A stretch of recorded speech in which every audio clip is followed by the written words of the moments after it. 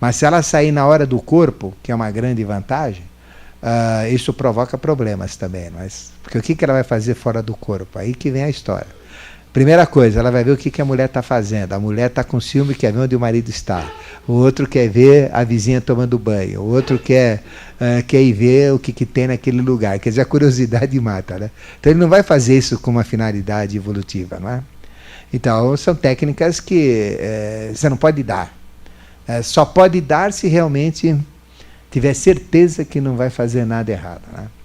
Então, tem técnicas de invisibilidade. Você fala, como é que é possível ser invisível? Sim, é possível você sair daqui e aparecer num outro local. Como fazia, por exemplo, Apolônio de Tiana, não é? Então, ele desaparecia e aparecia. Você prendia, ele saía da prisão, né? Bicorporeidade, né? Alguns santos da igreja tiveram isso, como Santo Antônio praticava, né? Então ele estava ao mesmo tempo em Pádua e em Assis. Então tem práticas de alta magia. Veja, o próprio Jesus. Então, se vocês analisarem o que Jesus fazia, tudo isso é possível. Tudo isso, os graus do conhecimento espiritual, do conhecimento superior, vão permitir fazer. Então, pegar um cego, fazendo o cego ver. Pegar um corpo apodrecido, né, de lepra, e deixar esse corpo bom, né, curar qualquer doença. Reproduzir coisas. Então, já pensou fazer precipitação de pão, de peixes, né? Você pega 2 pães e 5 peixes, lá você faz milhares para todo mundo, né? Então é possível você reproduzir dinheiro, é possível você reproduzir um monte de coisa.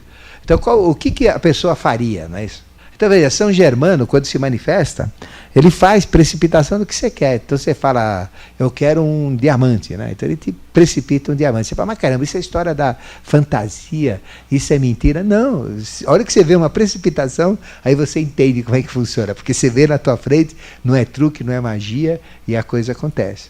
Então imagina se alguém tem direito, né, a fazer, se isso cai no conhecimento humano. Já pensou? Estas energias, estas forças, quer dizer, cria um desequilíbrio tremendo, né, isso, no contexto evolutivo. Então tem certos poderes que não são liberados para as pessoas. Então os graus do conhecimento, eles são sempre acompanhados, né, isso, com o quê? Com a consciência. À medida que eu vou tendo consciência, responsabilidade, né, aí eu vou recebendo as coisas. Se eu não tiver consciência e responsabilidade, eu não recebo. Isso vale tanto... Tudo que eu vou falar para vocês no crescimento dos graus, né, isso, de consciência, ou nos graus hierárquicos, vale tanto para a magia branca como para a magia negra, né, certo? Então também lá eles têm cuidado, porque mesmo na magia negra é limitado, porque se eles liberam, eles vão fazer coisas piores ainda do que a gente imagina. Quem é da direita já faz, né? Bom, então existem regras para ganhar consciência e para ganhar conhecimento. Ficou claro por quê? Porque o homem não está preparado para estas coisas. Nós estamos muito atrasados. Como é que eu tenho 7% da capacidade cerebral trabalhada? Como é que eu vou conduzir um processo que requer, no mínimo, 80%, 75% de consciência? Então não tenho nem como manipular essas coisas, né? Não, isso é a média que está naquele quartil que a gente chama evolutivo, né? Naquela divisão dos mais evolutivos. Por exemplo, nessa sala... Com certeza, nós estamos dentro de um padrão de 7%. Existem padrões um pouquinho maiores, que são específicos, especiais, né? Que chegam até 10%, mas são raros. Né? Fontes do conhecimento superior. Não é? Então, se o conhecimento superior não pode ser dado, então as fontes não estão disponíveis. Né? É evidente. Né? Então, o que pode ser disponível é o que está no profano. Mas todo conhecimento sagrado tem uma regra. Ele não pode ser escrito, não pode ser divulgado. Então, o que é divulgado, ele está mascarado com fatores profanos. O real mesmo, ele é chamado de revelação e ele não é passado, ele é dado de boca ao ouvido. Você não pode nem ter cópia, você não pode nem reproduzir, todos eles, é revelação. Então, é algo que passa de boca ao ouvido. Tá? Então, são conhecimentos assim superiores. Por exemplo, nós temos uma revelação, uma das poucas revelações abertas, mas que ninguém entende. Nem pastor, nem padre, menos ainda, né? Que é o Apocalipse. Então, Apocalipse é revelação, né? É um livro de revelação, que ele foi revelado pelo próprio Jesus e que fala sobre o que acontece ciclicamente. Então, o Apocalipse ele é repetitivo. Então, se vocês lerem o Apocalipse, tudo aquilo se repete ciclicamente à medida que a evolução acontece. Cada raça, cada experiência teve um apogeu, né? Chegou no máximo da evolução e depois teve o declínio, né? Isso aconteceu com os persas, aconteceu com os hebreus, aconteceu com os egípcios, aconteceu com os chineses, aconteceu com os sumérios, né? Isso aconteceu com os gregos, com os romanos, está acontecendo agora, está acabando. Então, essa civilização está acabando, né? Ela vai até só 21 de março de 2006 e vai começar um novo impulso de uma nova civilização, que é essa com duas mentes, bimânica, não é? Então, essas fontes do conhecimento superior, sempre em todas elas, foram dadas de boca a ouvido. E o Apocalipse é a única revelação que se repete. Então, teve o Apocalipse em cada uma dessas fases. E nós vamos ter o Apocalipse na fase atual também. Né? Então, é só abrir no Apocalipse 16 que vocês vão ver tudo que vai acontecer na face da Terra, não é? Que é o Apocalipse 16. Então, as fontes do conhecimento superior são fechadas. Mas, se eu quero, né, qual é o maior poder que eu tenho? É o poder do livre-arbítrio. Então, se eu tenho livre-arbítrio, e se eu quero, né, receber um conhecimento superior, eu tenho direito a receber. Tem que me dar. Ninguém pode me proibir. Só que ele vai me dar, né, ele vai me dar tudo. Só que no devido tempo. Ele vai dar. Mas eu tenho que me fazer por merecer. Eu tenho que seguir as regras. Eu não vou poder usar esse conhecimento para fazer besteira com ele, né? Mas se eu exijo, ele vem. Ficou claro? Agora, as pessoas não exigem esse conhecimento, não querem esse conhecimento, né? Então, na hora que passa a exigir, ele tem que ser dado. É obrigado a ser dado. Não pode ser negado. Essa é a grande regra. Só que vai ser dado em cima do que você pode absorver, em cima do que você pode administrar, né? Se é muito para você, ele fala, eu te dou, mas espera aí, pô, cresça mais um pouco, né? Se esforce um pouquinho mais, se não falta uma qualidade para encaixar, ele vai te dando, né? Então, as fontes do conhecimento superior estão disponíveis. Não estão abertas para todo mundo, mas se eu quero, ele é obrigado a dar e passa a ser disponível. Ficou claro?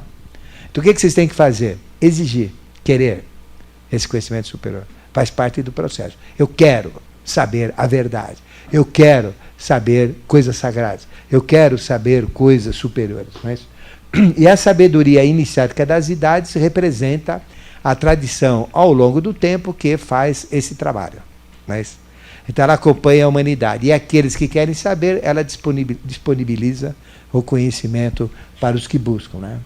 E houve um saque contra o futuro também, que Helena Petrovna Blavatsky, ela trouxe esse conhecimento na forma de teosofia. Então, ela, através de Kuthumi e Moria, que são mestres da evolução, dentro dos graus do conhecimento, são aqueles que mais deram conhecimento para a humanidade, né? Moria e Kuthumi. Aí tem Larião, Djwhal-Khul, Serapis Bey, veneziano, né? Germano, são várias linhas. Mas ela recebeu. E ela escreveu, então, a doutrina secreta. Agora, quem é que tem paciência? Quem é que tem estrutura para ler a doutrina secreta? Não dá, porque ela está numa linguagem que não é humana, é uma linguagem angélica. Então, é porque ela está numa linguagem que não é humana, é uma linguagem angélica. Mas está lá disponível. Aí se você chegar para o livro, para o texto, falar, eu quero entender isso, eu exijo que eu entenda, você vai entender. O segredo é esse, né? Quer dizer, está lá, como poucos livros estão, né? Então, a doutrina secreta é um dos poucos livros que tem esse conhecimento sagrado, né? Então, eu tenho que pedir, eu tenho que exigir que se abra esse conhecimento, né? E na hora que eu peço, na hora que eu exijo, atrás da letra que esconde a verdade, nasce o espírito que vivifica a verdade, não é isso? Então, isso é o que o evangélico fala das línguas de fogo, isso é o que é Pentecostes, não é isso? Quando Jesus morreu, 50 dias depois, os discípulos receberam Pentecostes. Então falavam todas as línguas, falavam grego, outras línguas, né, italiano, né, romano, falavam outras línguas, né, e ao mesmo hindu, né, e ao mesmo tempo tinham os poderes de cura, poderes kundalínicos, né, representados pela língua de fogo. Então veja, a sabedoria iniciática das idades, ela tem esse conhecimento. Mas depende do quê? Ele está lá. Quem vier aqui, eu pego, né? Eu atendo. Mas isso não tem propaganda na televisão, não tem propaganda em jornal, não tem propaganda em lugar nenhum. Mas está disponível. Então, quando você quer ascender aos graus do conhecimento, você tem que estar interessado. Você tem que querer, você tem que exigir. E aí as coisas começam a correr na tua vida. Você vai receber livros, vai receber indicações, e no dia a dia você vai sendo conduzido, né, em busca desse conhecimento. É automático. As coisas chegam na sua mão, chegam no seu dia a dia. E a teosofia, ela tem esse conhecimento de uma forma velada. Mas se eu quero entender a doutrina secreta, e se eu exijo entendimento, ela se abre para mim, né? É uma questão de ver. Porque é uma linguagem angélica. Então não é uma linguagem humana, ela está numa linguagem angélica, não é? Porque Helena Petrovna Blavatsky, na realidade, era um anjo, não era uma mulher, né?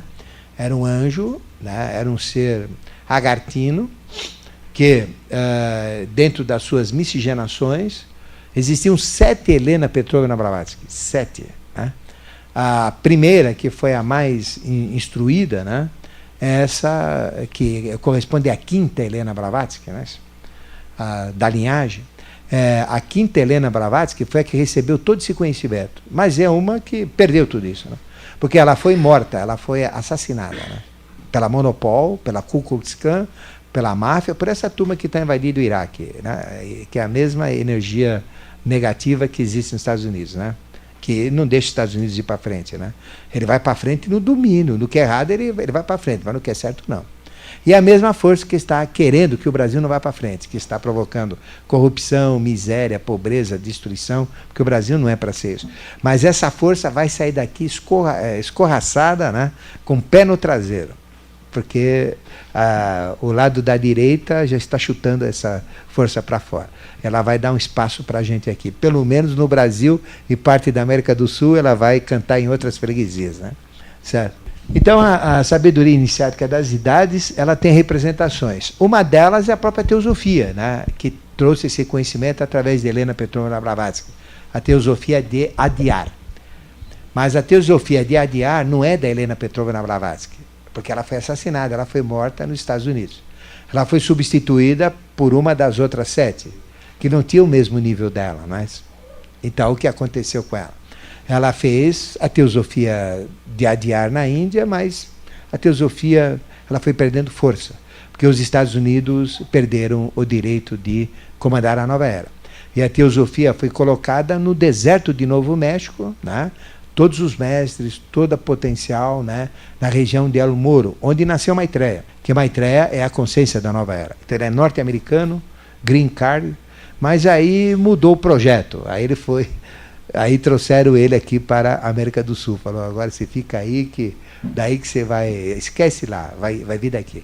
Então, o Brasil assumiu essa missão. Né? O Brasil ia comandar a nova era, não esta, mas de 4005 a 6005. Que é o Buda, né? Esse Maitreya que ia comandar, né? Como o próprio budismo fala. Mas aí foi antecipado e vai em 2000 anos. Então vem de 2005... que começa em 21 de março de 2006, no calendário real, e vai até 21 de março de 4005. Então a sabedoria iniciática das idades tem várias representações. Quais são as representações? Gnose, né, é uma representação. A antroposofia, a Rosa Cruz, a própria teosofia, a eubiose, a logosofia, né? Aí vem todas essas fias aí, né, essas sofias, o conhecimento. Só que cada uma tem um agregado um pouco maior do que o agregado humano. Mas ela tem condições onde, quando você estiver lá dentro, se você exigir, você recebe rapidamente o que você precisa. E uma das que mais tem conhecimento é a que eu frequentei, né? Porque eu escolhi entre elas, né? Que foi a Sociedade Brasileira de Eubiose, que hoje é o nome novo dela. O nome real dela é Sociedade Teosófica Brasileira. Tem a Sociedade Brasileira de Teosofia, que é de Helena Petrovna Blavatsky, Sociedade Teosófica Brasileira, STB. Né? Então, ela é ligada mais a processos de hierarquias. Então, ela é muito dura, ela é muito... Se evolui rapidamente, mas também você pega trabuco de canhão lá que não é fácil para aguentar, não é? Então,